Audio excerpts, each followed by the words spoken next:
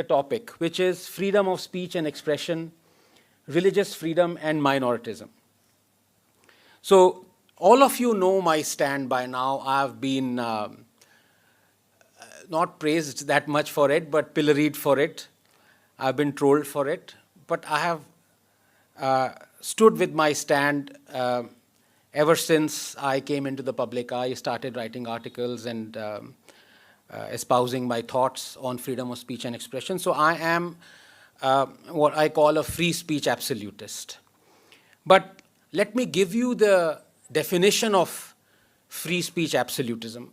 बहुत लोगों को ये लगता है कि absolute free speech का मतलब है कुछ भी मन में आए कह दो. नहीं नहीं, अगर वो होता तो मैं politician होता. There are 4 caveats जो कि free speech absolutism को defy करते हैं, exceptions हैं. नंबर 1 है कि आप अपने स्टेट सीक्रेट्स किसी को नहीं बता सकते फ्री स्पीच के उस पे. कल कोई पाकिस्तानी स्पाई आ जाए या कोई इंडियन जर्नलिस्ट आ जाए जो कि पाकिस्तान के लिए काम करता हो, you can't.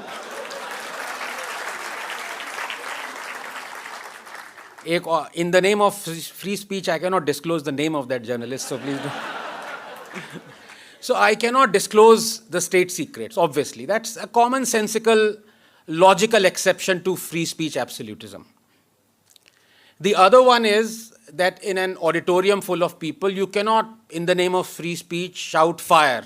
You can't do that because that will cause physical harm, that will cause a stampede. So that is another commonsensical exception to my free speech absolutism. The third is, in the name of free speech, you cannot lead a mob to instigate violence with immediate violent repercussions. You can't do that because then you're leading to physical harm.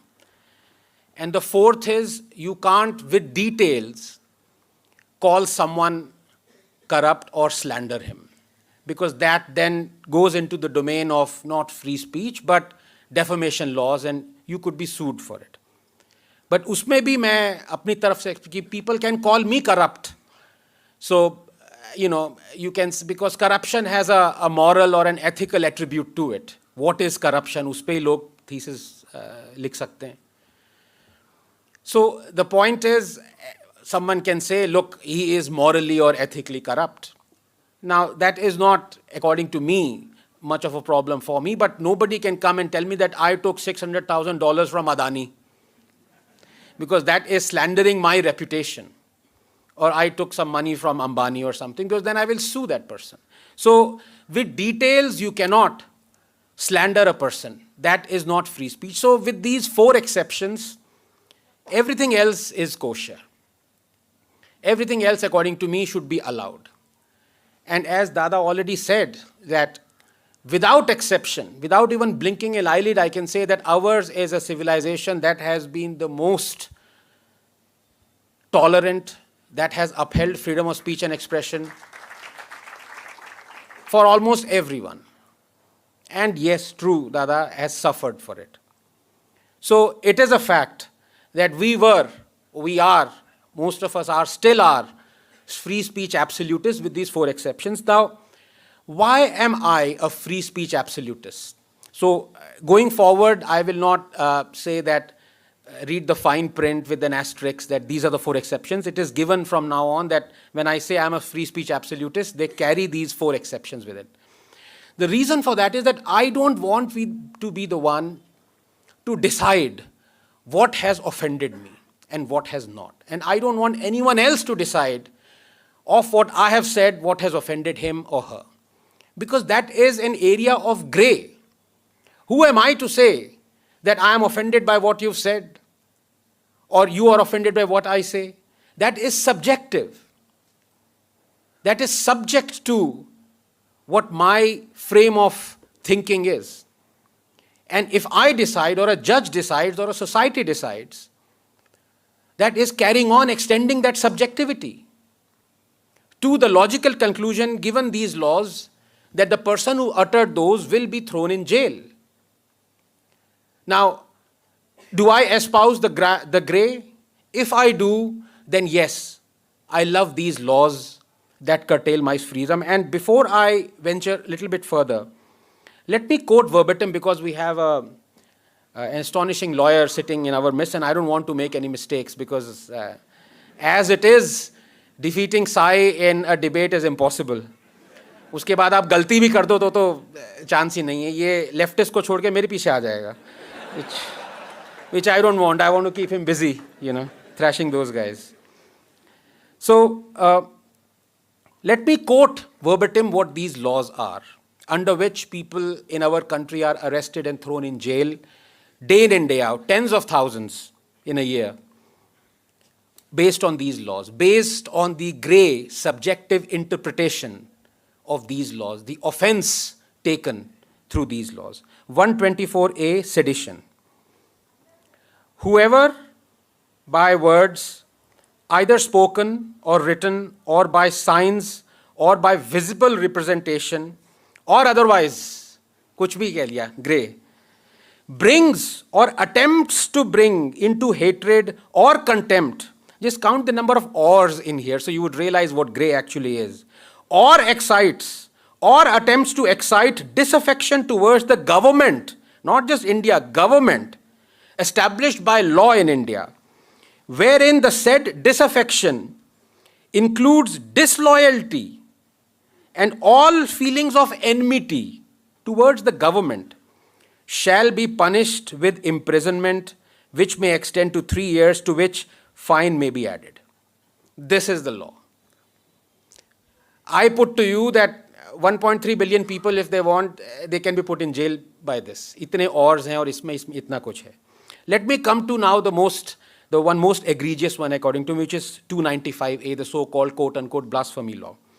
I'm quoting the law. Whoever with deliberate and malicious intention, who is to gauge what is deliberate, what is not, of outraging the religious feelings of any class by words, either spoken or written, or by signs, or by visible representation, or otherwise, insults or attempts to insult the religion or the religious beliefs of that class, shall be punished with imprisonment of either description for a term which may extend to 3 years, or with fine, or with both. I hope you're counting the number of greys out here. Then the final one is 153. Whoever by words, either spoken or written, or by signs, or by visible representations or otherwise, I think this is the same guy who wrote 295A, possibly wrote this also. Macaulay to nahi tha, I don't know. Promotes or attempts to promote on grounds of religion, race, place of birth, residence, language, caste or community, or any other ground whatsoever. ठोक दिया बीच में कुछ भी.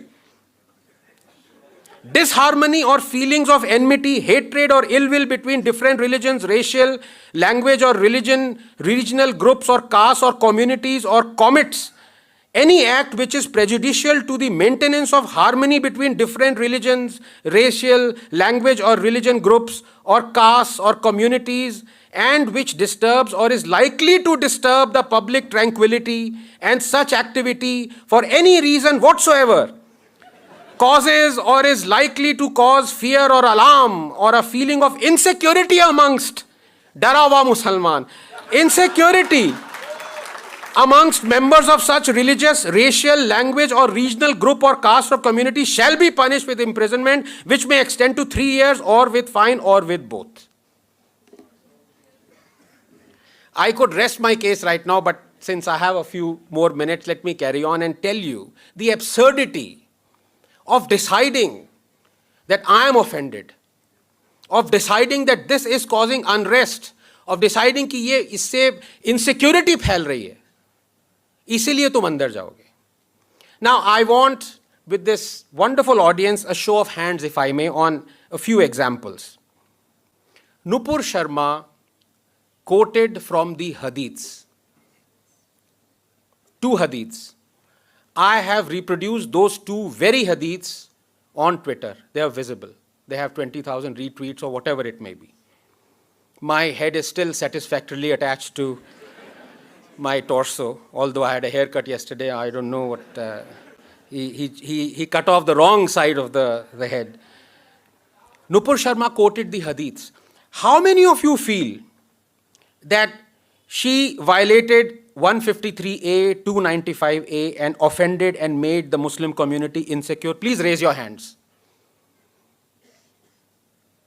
Not a single hand has been raised. And yet, uski to life barbad ho gayi. 9 states and their leaders are saying we wouldn't leave her.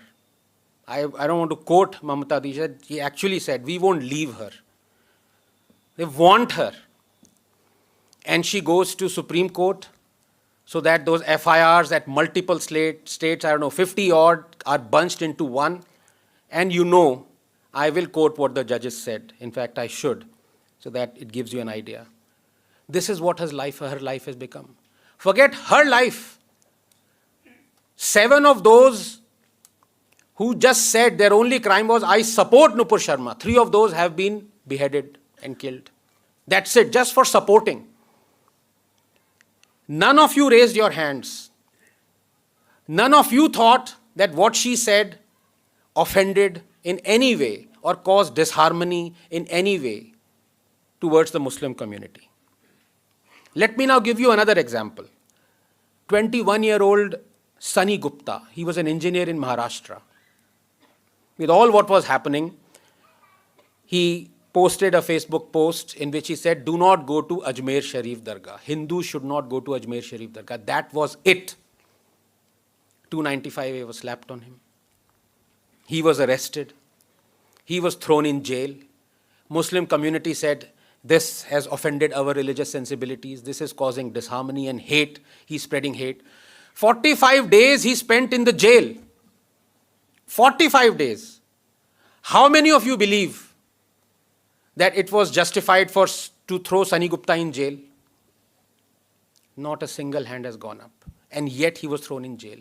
In fact, it was a tragedy because he wasn't known to anyone like all of us are. He was just a 21-year-old engineer who expressed his point of view.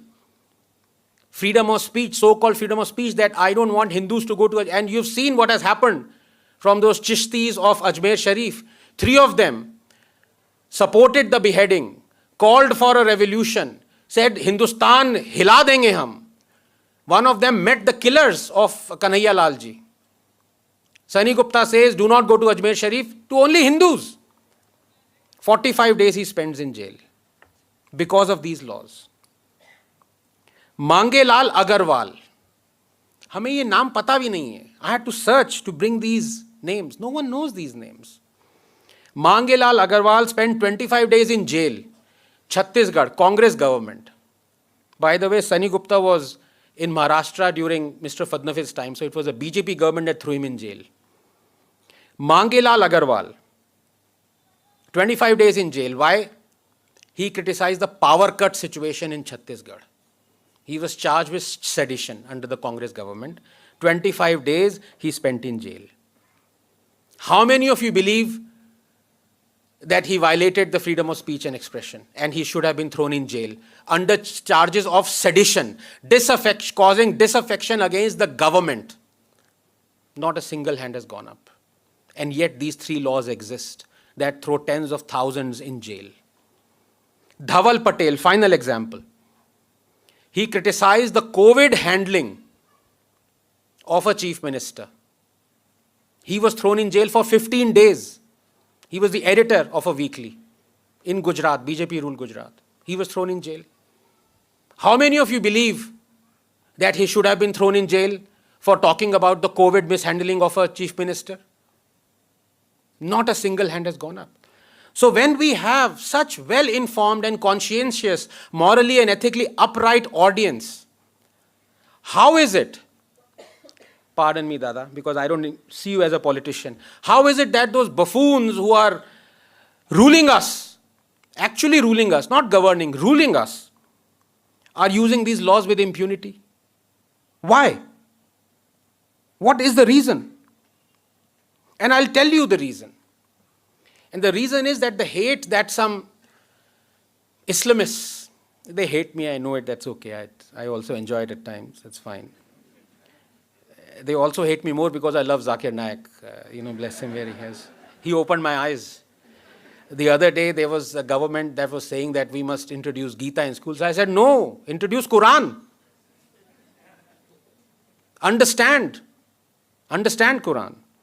So I know, but the hate that they have towards free speech absolutists is the same hate that they have against believers or atheists or apostates.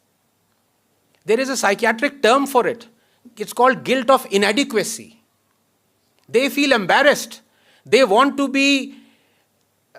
pretend that they are logical, they are rational. And yet when I ask them that, but you believe that the Prophet ascended to heaven on a winged horse, don't you? They hate it. They hate it when you tell that how can you believe that earth was created in 7 days?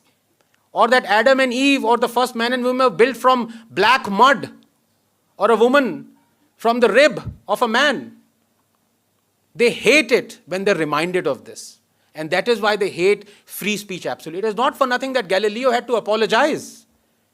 It was out of fear. It was not because of upholding the religious sanctity. It offended the religious sensibilities because those people were afraid.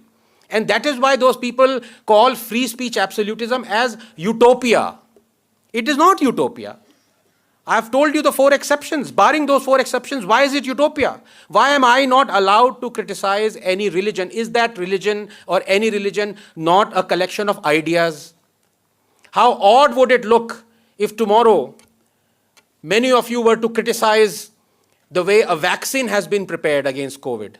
And I would say, let loose a police on you, and you have offended my scientific sensibilities. You dare not say that that vaccine has got anything wrong with it. How dare you? Don't you find that is odd? Now, the one aspect that I want to tell you is that I am in the same boat as all of us are. None of the hands went up. My also hand would never go up in arresting Sunny Gupta or Nupur Sharma or Mr. Agarwal for criticizing the power cut or Mr. Dhaval Patel. Never go up. But the fact of the matter is, because of these laws, tens of thousands are thrown in jail. Are they collateral damage? Are they collateral damage for us, for you? Barring this, leave alone the sanctity of whether 295A matters to Muslims or not, they're going to chop your heads. Anyway, the point of the matter is, out of 100 cases, 95 are not blasphemy cases. They are that some 16-year-old, as happened in Hubli in Karnataka, he photoshopped a saffron flag on top of a mosque. He's been arrested. God knows what will happen to him. His life has been destroyed. It will be destroyed. And it doesn't matter which class, caste, community you come from. So this so-called Jai Bhim, Jai Meme, in Bangalore, those riots occurred when Muslims thought a Dalit, who was the nephew of a Congress leader, had committed blasphemy. It doesn't matter. As Dada said, when Uma strikes, not the UMA Uma, but Uma, brotherhood. So, and one aspect what really hurts me is that we are talking about this in 2022, when we left it to our founding fathers to decide for us. When we were taking baby steps, we left it to the people like our Prime Minister, Jawaharlal Nehru. Incidentally, in Dada talks of tryst with destiny, I disagree. I think it's messed with destiny. But the point is, he created an image of himself as if he's the paragon, the protector of freedom of speech, the most liberal politician you can find. When the truth was totally different. And I got to know of it only 3 or 4 years ago. I thought, yes, Indira Gandhi, she brought in the emergency. Rajiv Gandhi, he banned satanic verses. So yes, they were not upholders of freedom of speech and expression. But yes, Chacha Nehru, of course he was. What are you talking about? बाद में पता चला कि सबसे ज़्यादा coat and quote बदमाश तो ये थे, Chacha Nehru. Even Rajiv Gandhi would go to him and say, Prabhu, let me tell you, let me narrate the instances in the next 2 or 3 minutes as to what he did, and we are suffering because of it. Let me give you the instances of how he treated freedom of speech and dissent. First Amendment was brought in with clauses of reasonable restrictions, incitement, disruption of public order, public decency. Now look at this public decency. He's leaving it to people to decide whether what is publicly decent or not, or indecent. So if tomorrow somebody finds that Naga Sadhu's exhibition is publicly indecent, Naga Sadhu should be thrown in jail. Is this what our civilization has come to now? Majru, the poet, was jailed for 1 year for calling Nehru Hitler ka chela. First democratically elected communist government in Kerala was dismissed.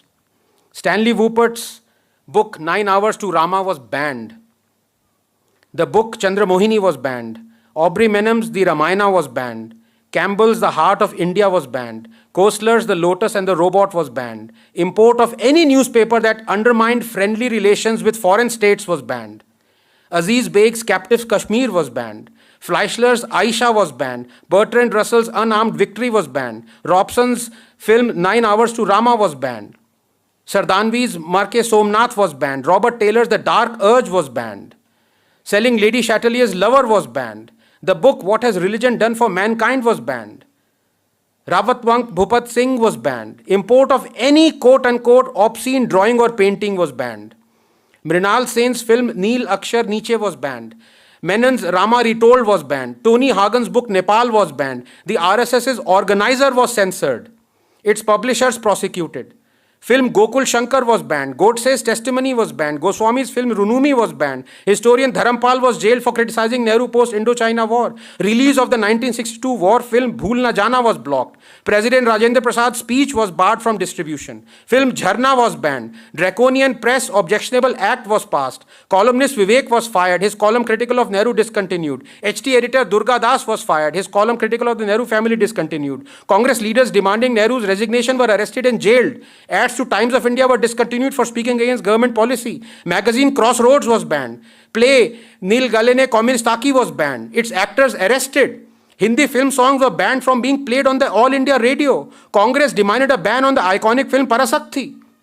Film Nastik was banned. Western pop music was banned from the AIR. People's Theatre Association was banned. Play Harpita Master was banned. Film Ganga Jamuna was blocked. Sharat Chandra Chattopadhyay's play Mahesh was banned. Tagore's play Gora was banned. Balraj Sahni's play Jadoo Ki Kursi was banned. Tagore's play Bisarjan was banned. Pradeep's film song was deleted. 2 songs from Fir Subah Hogi were banned. Harmonium was banned from the AIR.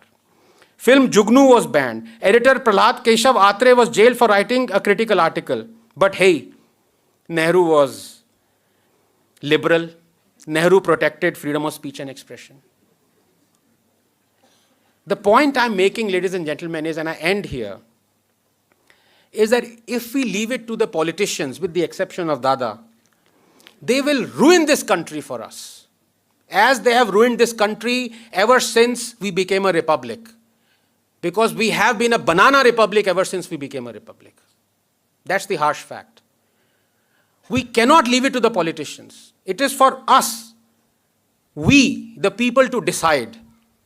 And we must collectively decide that it is grey to decide amongst ourselves what is offensive and what is not. And therefore, I put to you that we must go for absolute freedom of expression with those 4 exceptions. Thank you very much.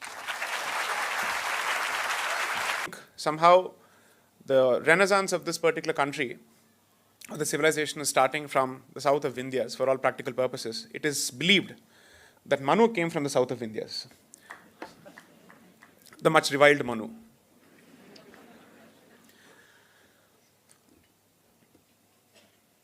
I was wondering how to structure this session. So let me try and start with something. So the second book, and I'm not trying to sell the second book yet, the release is only on the 23rd of August, but there is something during the course of the writing of the second book that I realized. So Brihadaranyaka Upanishad has a particular quote which effectively speaks of the place of the Chaturvarnas within the Hindu fold or the Dharmic fold. It starts off by extolling the Kshatriya. And this is in the context of the Rajasuya Yajna. effectively saying that it's the Kshatriya sword that enables the flourishing of dharma, because under him we are safe. As long as that sword is unsheathed, you're safe. But the person who ultimately eggs and encourages the Kshatriya to live by dharma and to conduct that sacrifice is the Brahmana.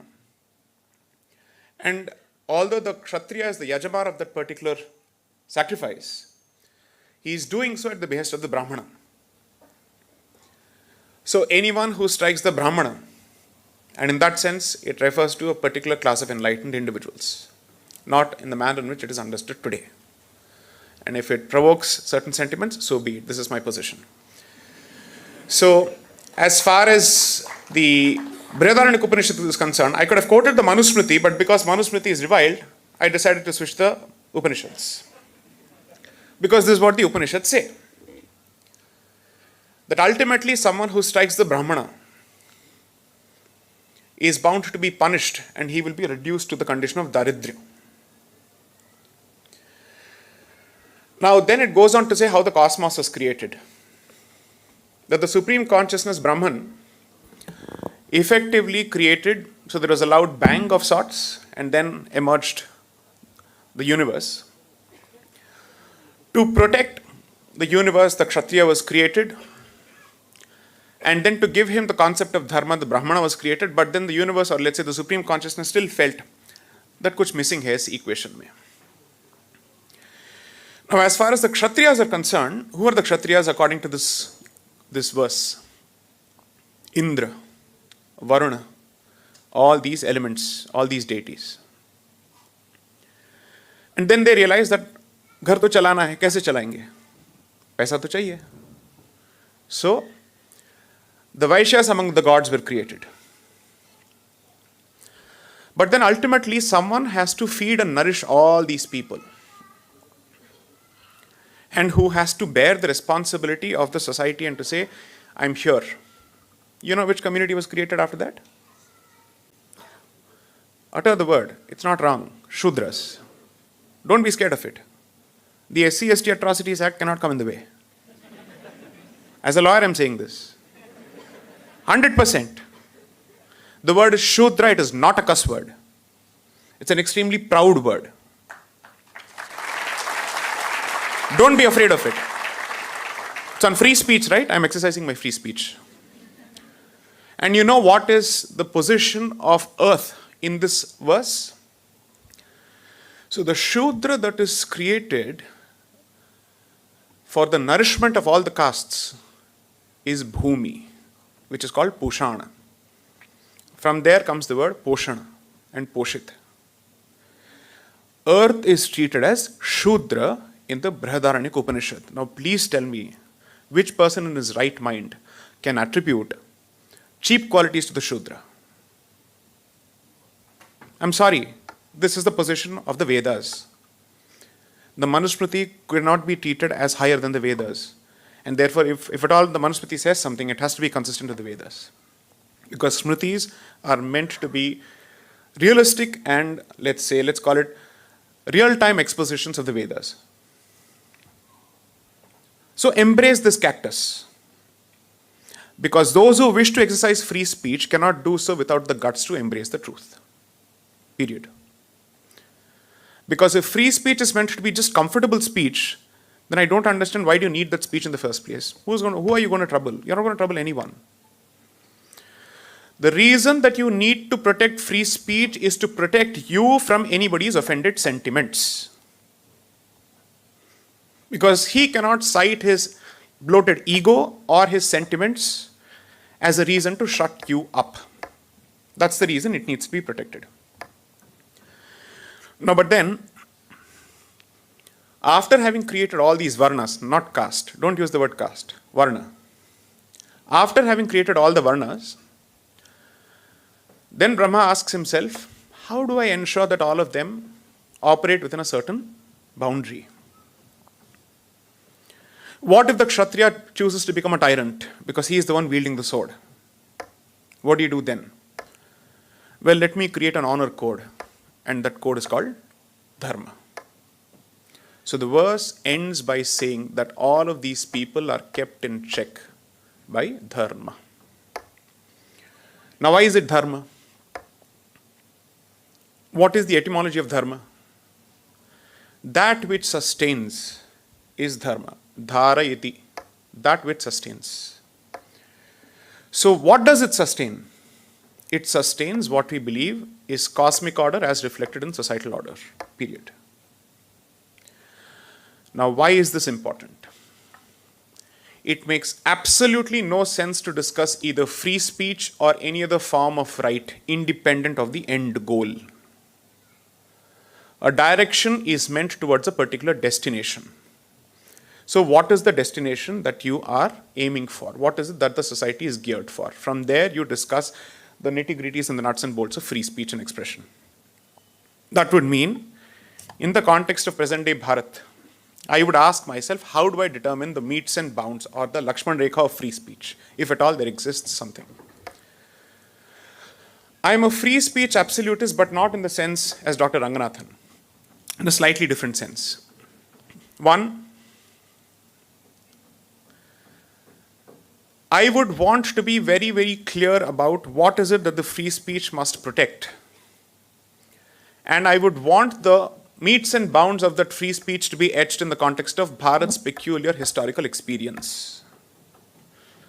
Which means equality, if applied blindly and mechanically in the context of Bharat, will result to the detriment and will lead to the detriment of the native faith systems. Because there can be no equality between the butcher and the goat.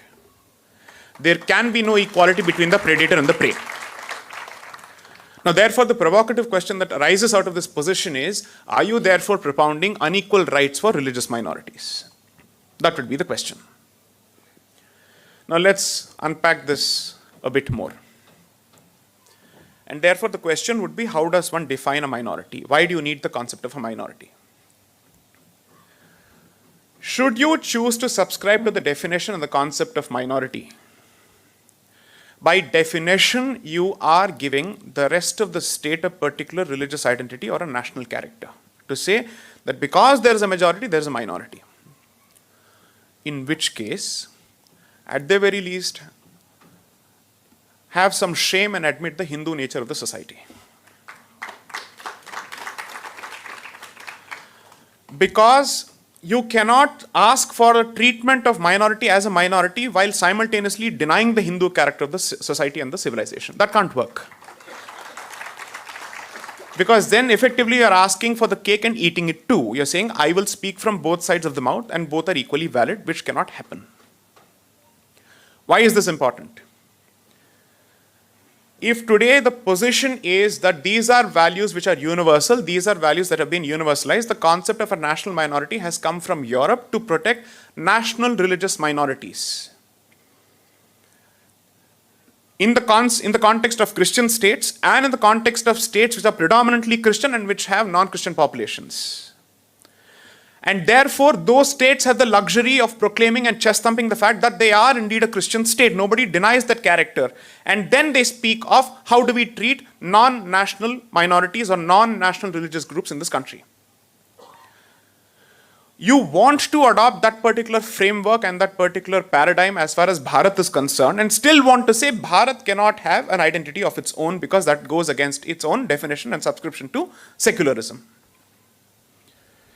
So should you want to discuss free speech and minorityism, it starts with the basic premise, which is what is the identity or the pehchan of this Rashtra? Start with that question first.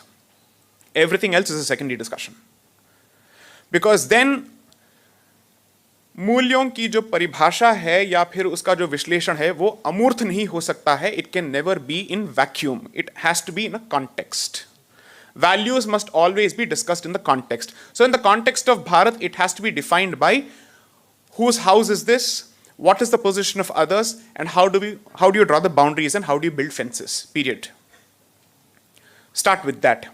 Then let's go to the second question. The common belief appears to be that as far as Hindus are concerned or Dharmiks or Sanatanis are concerned, we don't subscribe to the concept of blasphemy. proof. Give me citation. Give me a precedent. What is this based on? What is the source? Is it our wishful thinking, or do we know what we are talking about? What is the basis of this position? Sorry? Bhagavad Gita says what? The existence of a dialogue in a particular document is no proof of the fact that blasphemy is not subscribed to. Please, let's not confuse. दो लोग संवाद कर रहे हैं, इसका मतलब ये नहीं है that blasphemy as a concept is not subscribed to. They are willing to engage in a dialogue, and therefore there is no need for blasphemy as a concept there. Blasphemy as a concept becomes relevant when you and I have fundamental disagreements. Now, Gandhi wanted to basically say, भैया देखो प्रार्थना के तरीके में ही अंतर है, प्रार्थना के तरीके में अंतर नहीं है. प्रार्थना is superficial. सोच में अंतर है. Two-nation theory is not the product of difference in mode of worship, but it is a product of a fundamental distinction in your approach to the supreme consciousness. So when you try and reduce that fundamental philosophical, metaphysical, spiritual distinction to a mode of worship, I must ask you, बच्चे तुम किस school में पढ़ते हो और कौन से class में पढ़ते हो? Two-nation theory did not arise because he chooses to do a sajda whereas you choose to do a namaste. No. It is because of the thought behind it. Now, in which case, if blasphemy is fundamentally a consequence of two people having such clear distinctions, how do you define the metes and bounds? Now, there are sources, as far as Hindu scripture is concerned, which can get as authentic as possible, where there are injunctions for three things: Go, Brahmana, and Devaninda. The killer of the cow. So Go Hatya, Brahma Hatya, and Devaninda. All three have severe consequences. Severe consequences. And I'm putting this to challenge. Confront me with an opposite source. And I'll give you the source from Atharva Veda. Maharaja Ranjit Singh, with the sword which had Shakti in it, went looking for killers of cows and butchered them.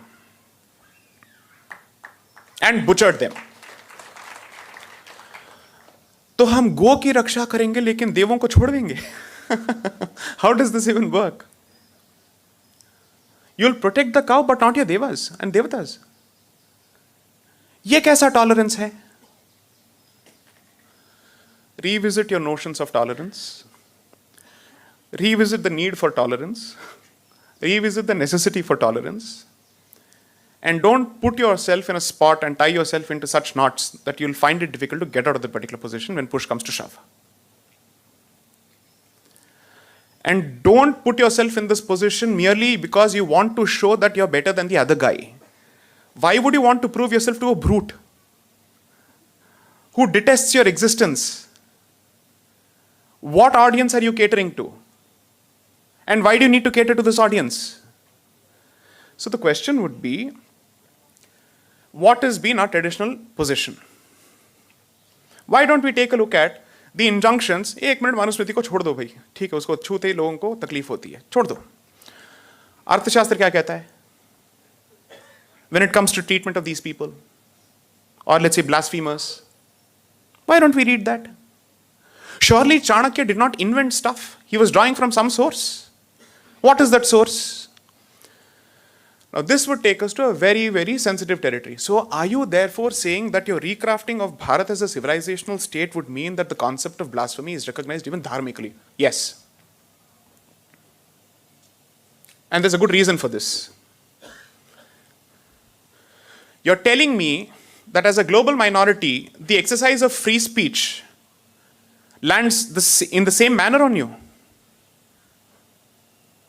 As a community that has seen two successive waves of massive colonization, you're telling me that when the other guy cracks a joke, being a global majority who's capable of summoning the ummah from the outside of this country to press into services position inside the country, you're telling me that the joke will land in the same way as you. So when swastika is slandered and bandied in the world, Do you understand the consequences of Bharatiya staying outside? Anybody who's lived in the United States or has relatives in the United States, they'll tell you. People who wear the bindi are referred to as what? Red dots. Red dots. This is not a joke. Please understand that as on date, this civilization is on the cusp of an existential challenge. And therefore, at this stage, you do not have the luxury of indulging in tolerance. Dare I say this? Tolerance will come when there is peace. Today, you're not at peace. And the worst part is, you're not at peace because of the traitors you're producing and less because of the people from outside. Now, therefore, the question would be, if the blasphemer, so to speak, comes from within the community, what's your position going to be? Indulge. करने दो. बच्चे हैं. क्या फर्क पड़ता है? These are instrumentalities and tools in the hands of the other. That must be realized. So I am not presenting a solution. I am simply challenging existing preconceived notions on blasphemy and basically putting out the context in which perhaps you must revisit these notions. Now let's come to the other two issues. So one, blasphemy, my position is very simple. 295A is unfortunately, and I use the word unfortunately, a necessity, because you do not have a response to the street veto of the other side today. And you're not sure that the state is strong enough, virile enough to protect you. And even if it does protect, its protection translates to condolence in 2 lakhs. There is no protection before. Therefore, the one thing that can torment the other side is the law. वो भी छोड़ दें. बचा क्या? You want to enter the boxing ring with both hands tied and a smashed jaw. This is as real as it gets. The one thing that these beheadings have effectively told us is that according to him, this is not an academic discussion. वो संवाद के लिए तैयार नहीं हो रहा है. He is not getting ready for a dialogue. He is getting ready for a battlefield. And it's for you to decide. As Winston Churchill said, while the Hindu sharpens his argument, the other side sharpens his sword. Let's fight the sword with tolerance. That's our civilizational decision. Welcome to your own funeral, not your party. On sedition. Now let's come to sedition. Why was sedition introduced? To go after Gokhale? To go after Tilak? No. No. When section 124A was introduced in the Indian Penal Code, was there a provision to charge people who were waging war against the state? Any law students here? It's a pop quiz. हाथ खड़े किए और नीचे गए. The moment I said it's a pop quiz. भैया क्या है? Okay. Section 121 of the Penal Code as it existed then was used for waging war against the state. So when you had a provision, so this was waging war against the queen or the king, depending on who was wearing the crown. So if you had a provision which was meant to prosecute people who were waging war against the king or the queen, why did you need a section 124A? What does the history say on this particular subject? So here's what happened. Read my second book for this. The first 2 chapters of the first section significantly cover this along with the debates. Because the misconception is that, oh, ये तो हमारे स्वतंत्रता संग्राम को clamp down करने के लिए. No. That's not the history. They were going after the Wahhabi movement in this country. They were going after the Wahhabi movement in this country. How many people know when did the Wahhabi movement even take place in this country? Please read it.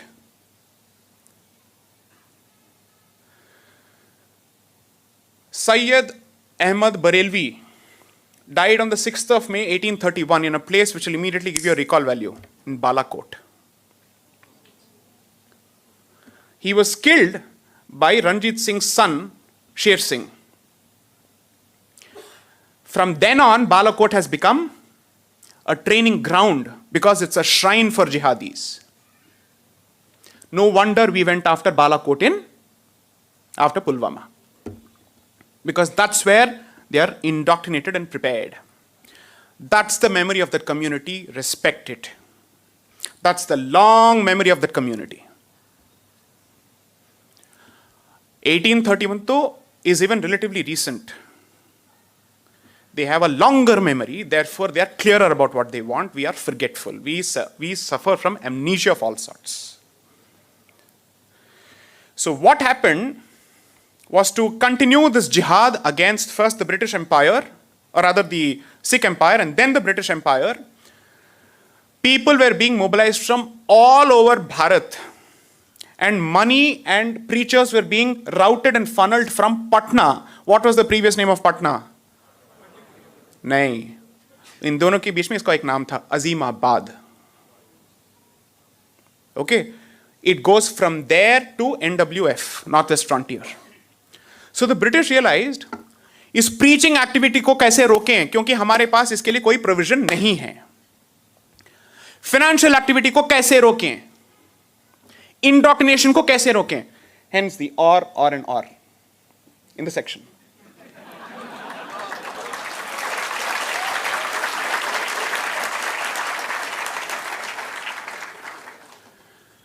And therefore the catch-all provision of otherwise, because if you do something that is intended in this particular direction, which is not specifically provided for in the provision, I must still have an omnibus catch-all provision to come after you. And therefore the otherwise. That is how legal drafting happens. So when they did that, they decided to go after the activity thoroughly. Give the British man the courtesy of respect for being thorough. No wonder we are speaking in his language and wearing his clothes. He has done something right from his perspective. This was the thoroughness with which it was drafted. It is draconian for people who suffer, but जो राज कर रहा है उसके लिए तो ये draconian नहीं है. ये तो जरूरी है. उसने वही किया. So debates from 1863 right until 1913 will show this, that this was to go after the Wahhabi movement. Therefore, sedition as a provision is needed to go after all the activities that start from time T0 until bump हटे. क्योंकि bump हटने के लिए तो एक provision है. यहां से बीच का जो रास्ता है उसको पकड़ना है. Therefore sedition. I agree with Anand on a different aspect though. भाई अगर यही करना है, why do you have a provision in UAPA and in Penal Code IPC 124A? I'm with you. I am with you. You can't have two different provisions doing the same thing and going after the same thing. Makes no sense. I am with you.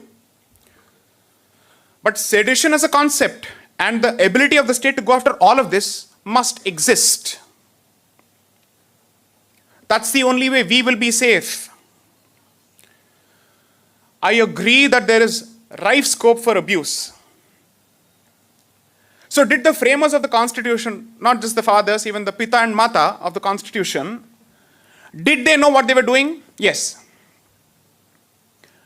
Kulapati Munshi, K.T. Munshi, the one who is credited for Bharati Vidya Bhavan, specifically discussed this, saying, Indian courts shall interpret this provision in a manner which is consistent with existing jurisprudence. And by that time, that is by 1947, British courts had said criticism of the government is not sedition. By the way, British courts in Britain and their courts in India, both of them had said this.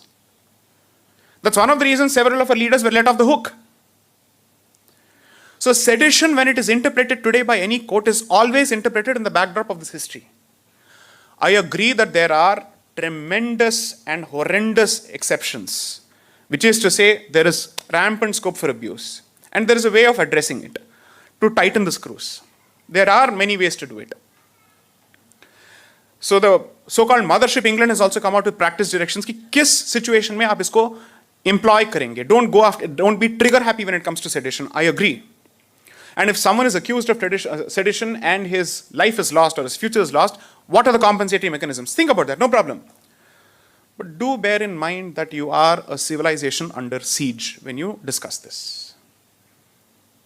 You're not a United States that has a Canada on the top and the Mexico on the side and Atlantic Sea on both sides. You're not a Japan that is protected by United States. You're not an Israel which lives in the Middle East but still has the protection of the West. आपको बचाने के लिए कोई नहीं आएगा. You are on your own. So you might as well equip yourself for that loneliness. Therefore, my only humble request is whenever you discuss free speech, Samvidhan, and that word I hope is banned from public discourse, enshrined ko hatao.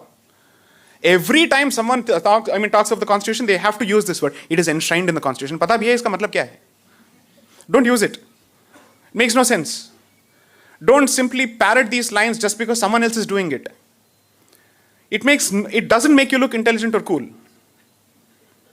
And certainly doesn't make you look legally savvy. Because we don't use these words in court.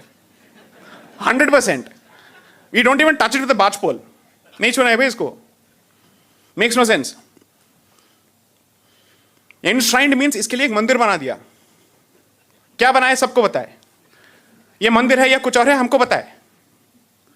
So therefore I'm saying, have these discussions with some context of history. Imagine now on the question of I just have 5 more minutes, I'll just take 5 more minutes. On the question of how do you go after, let's say, blasphemy, or let's say how do you interpret it, what are the defenses, truth and all that, there is one more thing. जब ये पूरा controversy चल रहा था नुपुर शर्मा का, Hindus were at pains to say ये लिंग नहीं है, ये form of energy है, ये वो है, ये है. लिंग को लिंग नहीं मान सकते हैं आप लोग? Why are you so ashamed of your own culture? Why is it that you choose to actually pray to the ling? Because it is a representation of Raudra, of masculinity, of potency. You want to say it's not?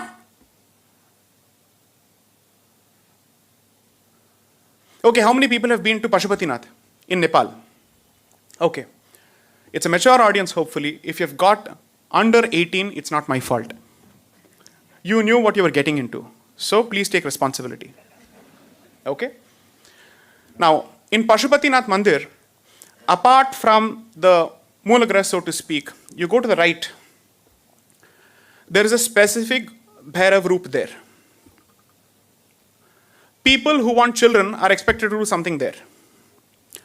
Touch a particular organ and come out. You're worshipping the organ. It's surprising that Hindus are so easily ashamed of their own religion. Whereas he gets away literally with murder.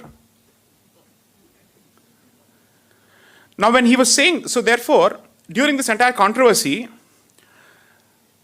obviously the other side, that's exactly what provoked Nupur Sharma. That he made fun of it. And therefore she had to respond. So one of the factors that you consider in deciding blasphemy, so on and so forth, is this under duress, provocation, what? No, it's not as if she was waiting there to just shoot out this statement. नहीं था. ज्ञान वापिक के संदर्भ में ये discussion चल रहा था, किसी ने वहां से ये टिप्पणी और व्यंग के बाण चलाए, उसने जवाब दिया. Right? So therefore, to that extent, she was not actively looking for controversy, so that is one of the mitigating factors in deciding blasphemy. Is she responsible for blasphemy? Second, does the content of the statement have any truth in it, or an element of truth in it? Which it is. I agree with Anand on that. Now, usually the other discussion that happens is, samajh lijiye, Krishna Leela, when it is read by a bhakta or the devout, is seen as a divine play. But the one who does not believe in it will make utter fun of it. When that fellow Neeraj in that movie with Salman Khan has this line, Krishna kare to ye leela hai, main karun to kuch aur hai, he says this. You know why we should have actually prosecuted that fellow for this? Because what is important is tone. Tone. Krishna लीला के बारे में जब बात होती है या भगवान के बारे में बात होती है, respect because you're hurting our sentiments. That is the position. I'm not saying I agree with it. I'm saying this is what the law says. Now, but then, question would be, Bhaiya, I don't even subscribe to your faith. Kahe ka respect? I don't subscribe to your faith at all. Plus, I wish to critique it because I feel either it's stupid or whatever it is. If that's the position of someone, I agree with Anand there. Otherwise, Charvaka should have been beheaded. Going by this logic. So, the concept or the discussion surrounding blasphemy is way more complex and requires a bit more of thought. For strategic reasons, I'm saying retain the provision. Because आज आपके हाथ में उसके अलावा और कोई औजार नहीं है. So my position is not strictly academic, it is realistic. उसके पास तलवार है और मेरे पास कील है. कील तो है. जहां मारना है मारो. कील भी गया. So what will you do? जादू की झप्पी. My dear brother is Mahatma Gandhi's letter to Hitler. Hitler would have said, throw it in the dustbin. What a cloying nonsense this is. It's too sugary. I can't even handle this. It's like watching that movie Viva by the Barjatias. Unbelievable cloying nonsense. So therefore, bottom line, please get real. Hindus don't have the luxury of academic hair splitting. All of these discussions must be in the context of the beheadings. Thank you.